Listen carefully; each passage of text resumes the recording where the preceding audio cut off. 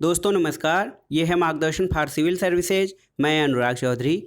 आज की वीडियो में आप देखेंगे समसामयिक घटना चक्र द्वारा प्रकाशित सामान्य विज्ञान के अंतर्गत भौतिक विज्ञान का भाग 6। इसके 5 भाग पहले ही किए जा चुके हैं।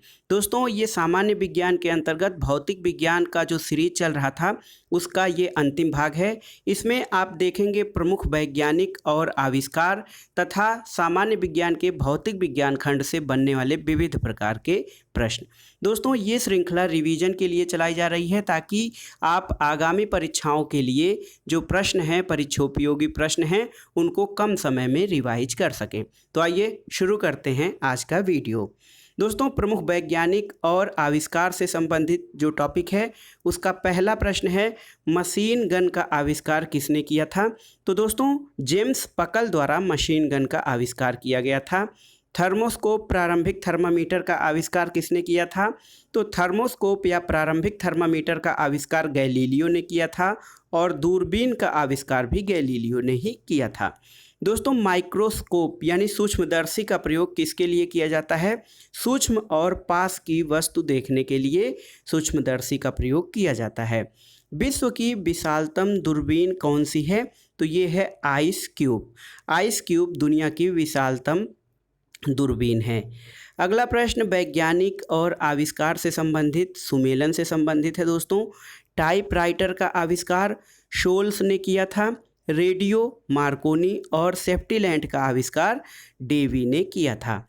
विल्हेम रॉन्टजन ने किस चीज़ का आविष्कार किया था? तो दोस्तों विल्हेम रॉन्टजन ने एक्सरे मशीन का आविष्कार किया था।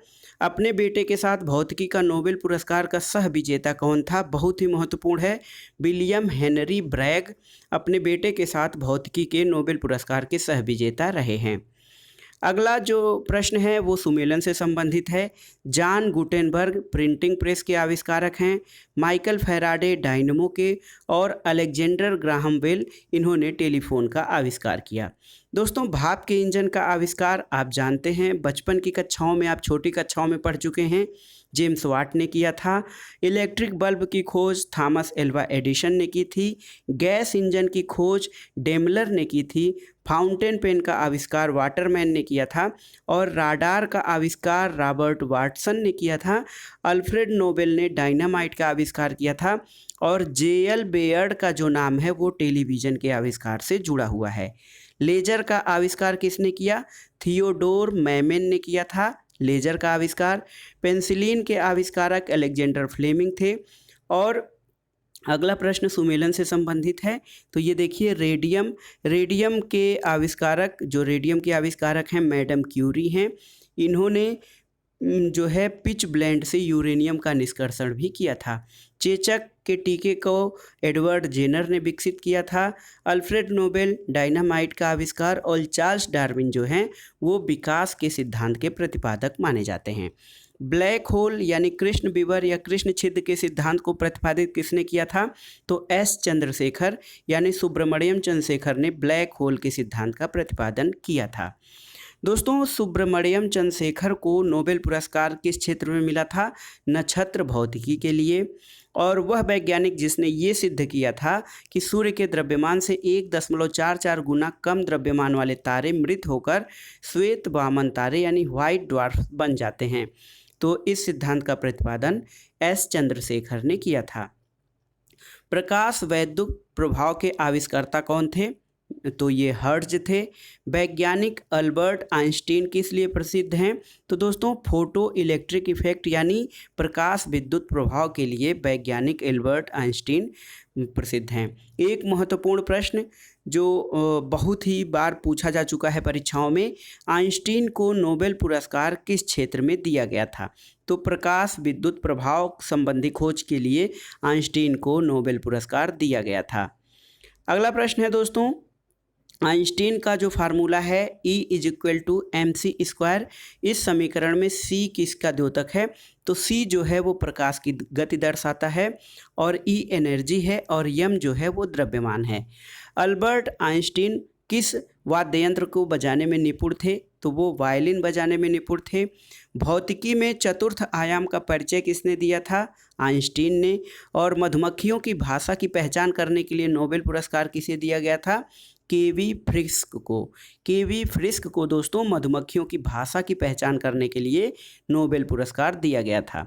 सर सीवी रमन यानी चंद्रशेखर वेंकट रमन को फिजिक्स का नोबेल पुरस्कार कब प्राप्त हुआ था? 1930 में। 28 फरवरी को प्रत्येक वर्ष विज्ञान दिवस के रूप में क्यों मनाया जाता है? तो रमन प्रभाव के आविष्कार की स्मृति में 28 फरवरी को राष्ट्रीय विज्ञान दिवस के रूप में मनाया जाता है। अगला प्रश्न है दोस्तों, सन 1988 में किसकी जन्म शताब्दी मनाई गई थी? तो सर सीवी रमन की जन्म शताब्दी 1988 में मनाई गई थी।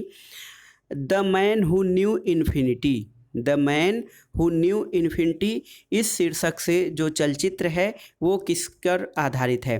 तो ये एस रामानुजन के जीवन पर आधारित है। एस रामानुजन जो कि भारत के प्रसिद्ध गणितज्ञ थे, उनका बहुत ही कम उम्र में निधन हो गया था। उनके ऊपर जो फिल्म बनी है वह है the man who knew infinity. अगला प्रश्न है, नवीन सापेक्षता सिद्धांत का प्रतिपादन किसने किया? तो जे.बी. नार्लिकर, जयंत विष्णु नार्लिकर, ये महाराष्ट्र के रहने वाले जो हैं साहित्यिक वैज्ञानिक हैं। इनको नवीन सापेक्षता सिद्धांत के प्रतिपादक के रूप में जाना जाता है। भारत में परमाणु ऊर्जा का जनक किसे माना जाता है? होमी जहांगीर भाभा को। होमी भाभा पुरस्कार किस क्षेत्र में दिया जाता है? नाभिकीय ऊर्जा के क्षेत्र में विशेष योगदान के लिए। स्टीफन हॉकिंस एक वैज्ञानिक थे और इन्हें ब्रह्मांड भौतिकी का वैज्ञानिक माना जाता है। भौतिक विज्ञान और जीव विज्ञान दोनों विषयों में किसने अनुसंधान किया है? तो जगदीश चंद्र बोस ने भौतिक और जीव विज्ञान दोनों में अनुसंधान किया है। अगला प्रश्न सुमेलन से संबंधित है। डॉक्टर राजा रमन्ना नाभिकीय भौतिकी से संबंधित हैं। एम.एस. स्वामीनाथन कृषि विज्ञान से, प्रोफेसर यू.आर. राव अंतरिक्ष अनुसंधान से और प्रोफेसर मेघनाथ साहा जो हैं वो उष्मागतिकी और खगोल भौतिकी से संबंधित हैं। अणु बम के विकास से कौन संबंधित है भारत में? तो ये राजा रमन्ना हैं। हरगोविंद खुराना, सी.वी. रमन, चंद्रशेखर तथा जगदीश चंद्र बोस में से नोबेल पुरस्कार विजेता कौन नहीं है? तो दोस्तों जगदीश चंद्र बोस नोबेल पुरस्कार विजेता नहीं हैं। सी.वी. रमन को उनके कार्य के लिए नोबेल पुरस्कार कब दिया गया था? तो 1930 में। हरगोविंद खुराना को नोबेल पुरस्कार से किस लिए सम्मानित किया गया था? प्रोटीन के संश्लेषण के लिए। और प्रयोगशाला में सर्वप्रथम डीएनए का संश्लेषण किसने किया था? डॉक्टर हरगोविंद खुराना ने। और ऊष्मीय आयनन सिद्धांत किसकी महत्वपूर्ण देन है? तो एम.एन. साहा, मेघनाथ साहा की देन है ऊष्मीय आयनन सिद्धांत। अगला जो टॉपिक है वो मिसलेनियस यानी विविध प्रकार के प्रश्नों से है जो भौतिक विज्ञान के अंतर्गत पूछे जाते हैं। तो आइए उनके बारे में जानते हैं। भौतिक विज्ञान की वह शाखा जिसमें अति सूक्ष्म कणों की चाल का अध्ययन किया जाता है उसका नाम है क्वांटम मैकेनिक्स। विज्ञान का वह क्षेत्र जो मानव और यंत्र के मध्य स्वचलन तथा संचार का अध्ययन करता है उसको साइबरनेटिक्स कहा जाता है।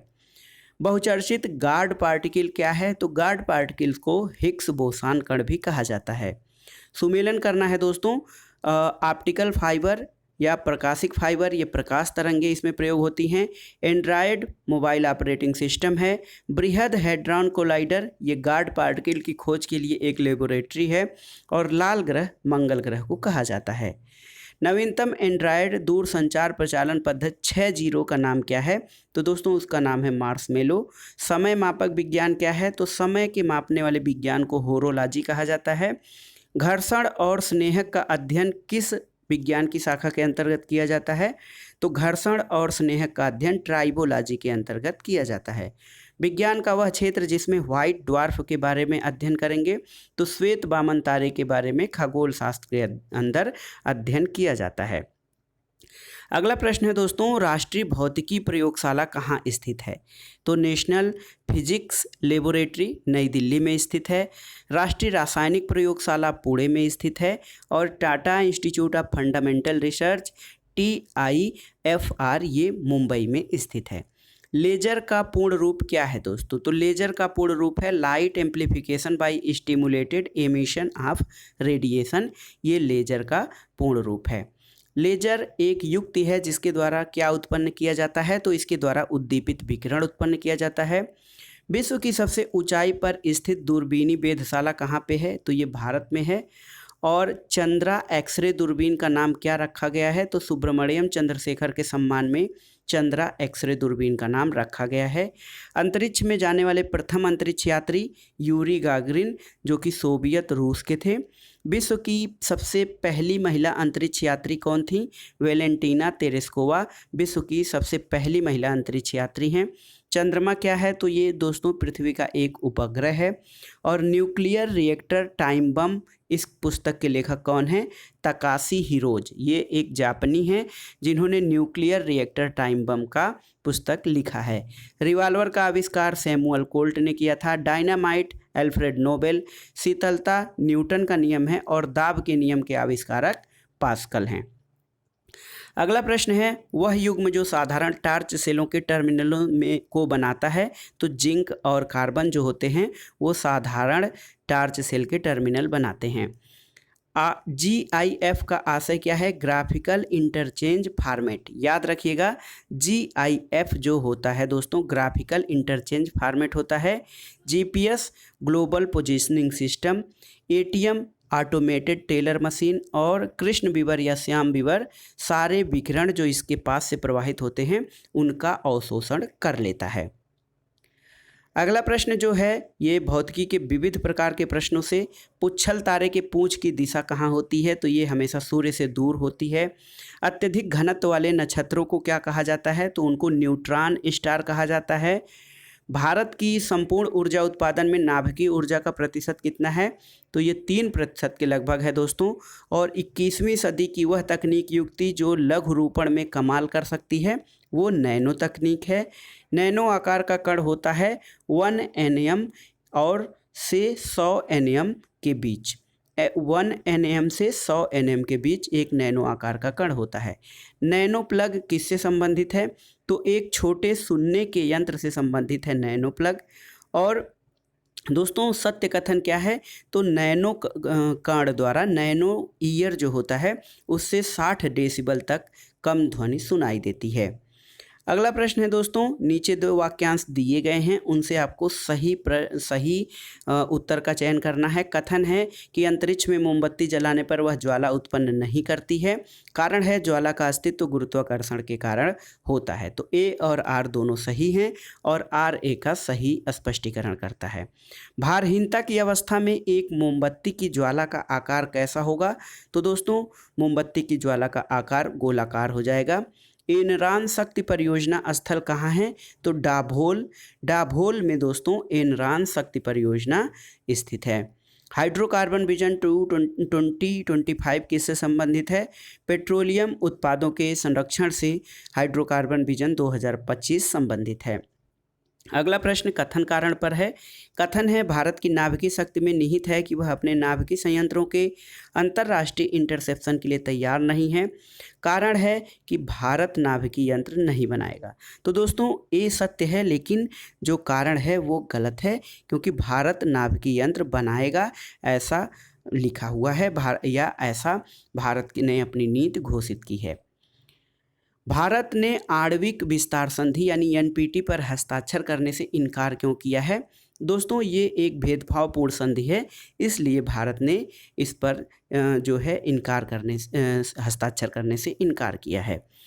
परमाणु शस्त्रों के अनुसार जो treaty on the non proliferation of nuclear weapons, जिसे कि NPT के नाम से जाना जाता है, की मान्यता के अनुसार परमाणु शस्त्र संपन्न राज्य कौन कौन से हैं? तो 1 और 2 चीन और फ्रांस परमाणु शस्त्र संपन्न राष्ट्र हैं। NPT के अनुसार भारत, इजराइल और पाकिस्तान को परमाणु शस्त्र संपन्न राष्ट्रों की श्रेणी में नहीं रखा गया है। दोस्तों नैनो हमिंग बर्ड क्या है? तो ये एक जेब के आकार का चालक रहित जासूसी वायुयान है जिसका विकास संयुक्त राज्य अमेरिका में किया गया है। अगला प्रश्न है दोस्तों, DST, CSIR, ICSSR और DAE में से विज्ञान और प्रौद्योगिकी से संबंधित संस्था नहीं है। तो ICSSR जो है वो विज्ञान प्रौद्योगिकी विभाग से संबंधित संस्था नहीं है। स्वचालित कलाई घड़ियों में ऊर्जा कहाँ से मिलती है? तो हमारे हाथ के विभिन्न प्रकार के संचलन या हिलने डुलने से स्वचालित घड़ियों को ऊर्जा मिलती है। अंतर्राष्ट्रीय ताप नाभिकीय प्रायोगिक रिएक्टर यानी ITER परियोजना बनाई जाने वाली है। तो ये दक्षिणी फ्रांस में। ब्रिटेन के वैज्ञानिकों द्वारा एक निर्मित ग्रेविटी ट्रैक्टर क्या है? तो दोस्तों ग्रेविटी ट्रैक्टर एक अंतरिक्ष यान है जो ऐसी यांत्रिकी के साथ जो क्षुद्र ग्रहों को पृथ्वी से टक्कर देने से बचाएगा। परमाणु आपूर्ति समूह यानी न्यूक्लियर सप्लायर ग्रुप का सदस्य नहीं है, तो ईरान जो है न्यूक्लियर सप्लायर ग्रुप का सदस्य नहीं है। वह देश जिसने परमाणु आपूर्ति समूह द्वारा भारत पर प्रतिबंध हटाए जाने के बाद सर्वप्रथम भारत के साथ समझौते पर हस्ताक्षर किए हैं जिससे भारत को नागरिक परमाणु तकनीक की आपूर्ति की जा सकेगी, तो ये देश है दोस्तों फ्रांस।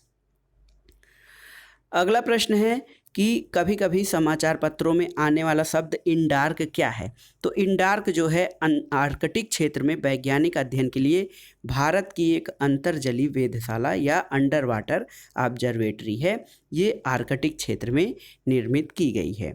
दोस्तों NIF केंद्रीय सरकार के अधीन विज्ञान और प्रौद्योगिकी विभाग की एक संस्था है, तो ये सही कथन है। अब आइए देखते हैं सुमेलन करना है कंपनी और उनके प्रमुख कार्य या उत्पाद से। सेवरान तो तेल क्षेत्र की कंपनी है। AT&T ये टेलीफोन और इंटरनेट। AMD तो ये सूक्ष्म संसाधनिक माइक्रो प्रोसेसर और एनरकॉन GmbH ये पवन ऊर्जा से संबंधित है। अगला प्रश्न है दोस्तों, पृथ्वी के वायुमंडल के आयन मंडल कहलाने वाली परत रेडियो संचार को सुसाध्य बनाती है। पहला है कि ओजोन की उपस्थिति रेडियो तरंगों को पृथ्वी की ओर परावर्तित करती है। दूसरा है कि रेडियो तरंगों की तरंगदैर्घ्य अत्यंत दीर्घ होती है। तो दोस्तों दोनों कथन ही एक और दो दोनों ही सत्य नहीं है, क्योंकि रेडियो तरंगों की तरंगदैर्घ्य कम होती है और जो होती ओजोन की उपस्थिति रेडियो तरंगों को पृथ्वी की ओर परावर्तित नहीं करती है, बल्कि आयनों की उपस्थिति रेडियो तरंगों को पृथ्वी की ओर परावर्तित करती है। सुमेलित करना है, आकाश जो है वो जमीन से आकाश में मार करने वाला प्रक्षेपास्त्र है। बहुजन समाज पार्टी इसके संस्थापक काशीराम रहे। पृथ्वी क्या है? तो जमीन से जमीन पर मार करने वाला जो है मिसाइल है। और मिराज 2000 एक लड़ाकू विमान है। दक्षिण गंगोत्री जो एक मिशन है भारत का, ये कहाँ स्थित है? तो ये अंटार्कटिका मिशन है भारत का दक्षिण गंगोत्री।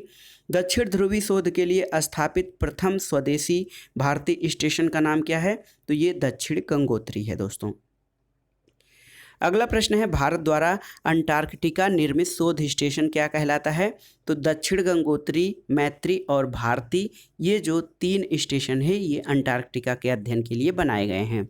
सुमेलन करना है, आइसोबार से वायुदाब नापा जाता है। आइसो हाइट ऊंचाई मापने का यंत्र है। आइसो हेलाइन लवणता मापने का और आइसोबाथ गहराई। किसी जल निकाय में घनत्व प्रवणता को दर्शाती है। तो दोस्तों किसी जल निकाय में घनत्व प्रवणता को दर्शाने वाली इकाई जो है वो पिक्नोक्लाइन है।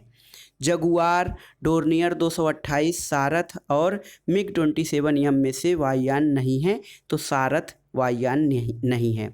मैं आकाशगंगा का नागरिक हूँ, यह कथन किसने कहा था? कल्पना चावला ने कहा था। प्रथम भारी पानी यानी हैवी वाटर संयंत्र कहाँ स्थापित किया गया है? नांगल पंजाब में है, जहाँ पे प्रथम भारी पानी संयंत्र स्थापित किया गया है। अगला प्रश्न है, लोहा, हाइड्रोजन, ऑक्सीजन और नाइट्रोजन में से किसकी प्रकृति अनुचुंबकीय है? तो ये है ऑक्सीजन। लिथियम, सोडियम, फ्रेंसियम और सीजियम में से कमरे के तापमान पर द्रव रूप में कौन रहता है? ये है दोस्तों फ्रेंसियम। और वह धातु जो चुंबक द्वारा आकर्षित नहीं होती है, तो एल्यूमिनियम आकर्षित नहीं होती है। लोहा, आयरन, निकिल और कोबाल्ट एल्यूमिनियम द्वारा आकर्षित होते हैं। आयरन और निकिल दोस्तों। निकेल, कोबाल्ट, क्रोमियम और तांबा में से विद्युत अचुंबकी कौन है? तो तांबा विद्युत अचुंबकी है। चुंबकी सुई किस तरफ संकेत करती है? तो उत्तर की तरफ। टेप रिकॉर्डर की टेप में लेपित रहती है फेरोमैग्नेटिक चूर्ण। घड़ी में स्फटिक क्रिस्टल का कार्य आधारित है, तो ये दाब विद्युत प्रभाव पर आधारित है। किसी इलेक्ट्रिक घड़ी में लोलक घड़ी के लोलक के समतुल्य पुर्जा क्या होता है? तो ये क्रिस्टली दोलित्र होता है। और अगला है दोस्तों, द्रव क्रिस्टलों का सबसे महत्वपूर्ण प्रौद्योगिकी अनुप्रयोग आंकिक प्रदर्शन में है। तो ये सही कथन है। और मोडेम एक ऐसी युक्ति है जो कंप्यूटर और एक फ़ोन लाइन से जुड़ा होता है, तो ये दोनों सही कथन हैं। द्रव क्रिस्टल कहाँ प्रयुक्त होते हैं? तो दोस्तों द्रव क्रिस्टल कड़ाई घड़ियों में प्रयुक्त होते हैं, प्रदर्शन युक्तियों में और पॉकेट कैलकुलेटरों में। अगला प्रश्न देखते हैं जो कि सुमेलन से संबंधित हैं। नेशनल इंस्टीट्यूट ऑफ ओशनोग्राफी समुद्र विज्ञान का राष्ट्रीय संस्थान ये गोवा में स्थित है। Indian national centre for ocean information services यानी समुद्र सूचना सेवाओं का भारतीय राष्ट्रीय केंद्र हैदराबाद में स्थित है। National institute of ocean technology समुद्र प्रौद्योगिकी का राष्ट्रीय संस्थान चेन्नई में स्थित है। और ये देखिए आर्कटिक स्टडी सेंटर यानी आर्कटिक अध्ययन केंद्र ये गोवा में स्थित है। तो नेशनल इंस्टीट्यूट ऑफ ओशनोग्राफी अर्थात समुद्र विज्ञान का राष्ट्रीय संस्थान और आर्कटिक स्टडी सेंटर दोनों गोवा में स्थित हैं। सुमेलन करना है दोस्तों। विक्रम साराभाई अंतरिक्ष केंद्र तिरुवनंतपुरम केरल में स्थित है। IRSO उपग्रह केंद्र बेंगलुरु में है। SHAR केंद्र जो है श्रीहरिकोटा अंतरिक्ष केंद्र जो है श्रीहरिकोटा में स्थित है। और स्पेस एप्लीकेशन सेंटर आपका अहमदाबाद में स्थित है। केंद्रीय उच्च तिब्बतन अध्ययन संस्थान वाराणसी में है। इंदिरा गांधी विकास अनुसंधान संस्थान मुंबई में स्थित है। राष्ट्रीय मनु स्वास्थ्य और तंत्रिका विज्ञान संस्थान बेंगलुरु में है। और केंद्रीय अंग्रेजी तथा विदेशी भाषा संस्थान हैदराबाद में स्थित है। अगला प्रश्न है Indian institute of naturopathy and यौगिक साइंस कहाँ स्थित है? तो ये दोस्तों बेंगलुरु में स्थित है। केंद्रीय औषधि अनुसंधान संस्थान कहाँ स्थित है? तो central drug research institute Lucknow में है। रॉकेट प्रक्षेपण केंद्र थुम्बा तिरुवनंतपुरम में है। साइंस सिटी कोलकाता में है। और हाईटेक सिटी हैदराबाद में स्थित है। अगला प्रश्न है विश्व की सबसे विशुद्ध घड़ी जो प्रति 300 मिलियन वर्षों में केवल 1 सेकंड पीछे हो जाती है, ये कौन सा परमाणु का प्रयोग करती है? तो स्ट्रांसियम परमाणु का प्रयोग करती है। एक कार्बनिक माइक्रोफोन सबसे श्रेष्ठ प्रयुक्त होता है टेलीफोन में। ग्रहों की गति के नियम किसने प्रतिपादित किया था? तो केपलर ने ग्रहों की गति संबंधी नियमों का प्रतिपादन किया था। चुंबकीय अनुनाद बिंबीकरण यानी MRI मैग्नेटिक रिजोनेंस इमेजिंग किस पर आधारित है? तो दोस्तों नाभिकीय चुंबकीय अनुनाद पर MRI आधारित है। सोलेक्सा क्या है? तो सोलेक्सा एक सौर रिक्शा है। साइक्लोट्रॉन क्या होता है? तो दोस्तों साइक्लोट्रॉन ऐसा यंत्र होता है जिससे कि कृत्रिम मौसम उत्पन्न किया जा सकता है। एशिया का प्रथम इंजीनियरिंग कॉलेज कहाँ स्थापित किया गया था? रुड़की उत्तराखंड में। भारत में मीट्रिक प्रणाली कब से प्रारंभ की गई थी? 1 अप्रैल 1957 से भारत में मीट्रिक प्रणाली आरंभ की गई थी। टैकियान क्या है? तो दोस्तों प्रकाश की गति से तीव्र गति वाले कणों को टैकियान कहा जाता है। सुमेलित करना है। जॉन सी मेथर भौतिकी के नोबेल पुरस्कार 2006 के विजेता। माइकल ग्रिफिन नासा के प्रशासक। पॉल जी एलन जो माइक्रोसॉफ्ट के सह संस्थापक रहे हैं। और पियर सेलर्स ये अंतरिक्ष पदयात्री थे। राजा रमन्ना के बारे में कौन से कथन सही हैं? तो दोस्तों राजा रमन्ना आणविक उपकरण का परीक्षण करने वाले वैज्ञानिकों के टीम के निर्देशक अधिकारी थे। 1976 में उन्हें पद्म विभूषण से सम्मानित किया गया था। 1990 में उन्हें रक्षा का संघीय राज्य मंत्री बनाया गया। और उन्होंने the structure of musical in Raga and western system नामक पुस्तक का लेखन किया था। तो दोस्तों राजा रमन्ना के बारे में ये चारों कथन सही हैं। वाटर जेट तकनीक का उपयोग किया जाता है। तो खदानों के वेधन या छेदन में वाटर जेट तकनीक का उपयोग किया जाता है। अगला प्रश्न है यदि कोई सूचना टेलीफोन द्वारा डायल करके अन्यत्र टेलीविज़न स्क्रीन पर देखी पढ़ी जा सके तो उसे क्या कहा जाता है? उसे दोस्तों टेलीफैक्स कहा जाता है। लेज़र बीम का उपयोग कहाँ होता है? तो आँख की चिकित्सा में लेज़र बीम का उपयोग किया जाता है। सुमेलन करना है। शुष्क बर्फ यानी ड्राई आइस ठोस कार्बन डाइऑक्साइड को शुष्क बर्फ कहा जाता है। जीन थेरेपी रक्त रोगी का उपचार में प्रयोग किया जाता है। क्रायोनिक्स ये पुनर्जीवित करने हेतु जीवित पिंडों का जमाना। और कोबाल्ट 60 कैंसर का उपचार करने में प्रयोग करने वाला समस्थानिक है। खनिज क्या है दोस्तों? तो खनिज एक कार्बनिक ठोस होता है और कार्बन मोनोऑक्साइड से अत्यधिक प्रदूषण होता है। ऑटो हान ने अणु बम की खोज की थी, तो नाभिकीय विखंडन के सिद्धांत के आधार पर ऑटो हान ने परमाणु बम का खोज किया था। एटम बम के सिद्धांत का आधार क्या है, तो ये नाभिकीय विखंडन होता है। और 1945 में नागासाकी में गिराए गए बमों में प्रयुक्त कौन सा तत्व किया गया था, तो ये प्लूटोनियम रेडियो एक्टिव तत्व का प्रयोग 1945 में नागासाकी के जापान में गिराए गए बमों में प्रयोग किया गया था। दोस्तों, प्रथम 3D दूरदर्शन प्रसारण प्रायोगिक तौर पर कहाँ शुरू किया गया है, तो ये अमेरिका में शुरू किया गया था। और ये देखिए सुमेलन करना है, तो ये सही सुमेलन है दोस्तों। ऊष्मा से वैद्युत, तो सौर सेल का रूपांतरण होता है। और वैद्युत से ध्वनि का रूपांतरण लाउड स्पीकर में होता है। द्रव्यमान से ऊष्मा नाभिकीय रिएक्टर में, और रासायनिक से ऊष्मा और प्रकाश ये ईंधन दहन में होता है। अगला प्रश्न है, साइकिल और कारों में बॉल बेयरिंग का प्रयोग होता है क्योंकि कारण है पहिया और धुरी के बीच कम स्पर्श होता है, जिसके कारण इसको चलाना आसान हो जाता है, इसलिए साइकिल और कारों में बॉल बेयरिंग का प्रयोग होता है।